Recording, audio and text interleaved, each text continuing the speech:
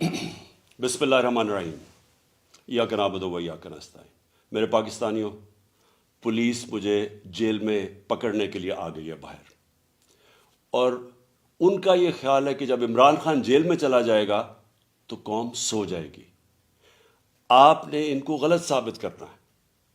آپ نے یہ ثابت کرنا ہے کہ یہ زندہ قوم ہے، یہ محمد مصطفیٰ نبی صلی اللہ علیہ وسلم کی امت ہے، یہ لا الہ الا اللہ کے نعرے کے اوپر بننے والی قوم ہے۔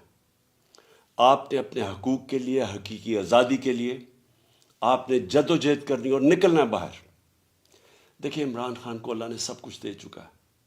میں آپ کی یہ جنگ لڑ رہا ہوں، میں تو اپنی ساری زندگی جنگ لڑی اور لڑتا رہوں گا، لیکن اگر مجھے کچھ ہوتا ہے یا جیل میں جاتا ہوں، یہ مار دیتے ہیں، تو آپ نے یہ ثابت کرنا ہے کہ عمران خان کے بغیر بھی یہ قوم جد و جہد کرے گی، اور یہ بدترین غلامی ان چوروں کی، اور یہ جو ایک آدمی فیصلے کر رہا ہے اس ملک کے، یہ کبھی آپ قبول نہیں کریں گے۔ پاکستان زندہ باد۔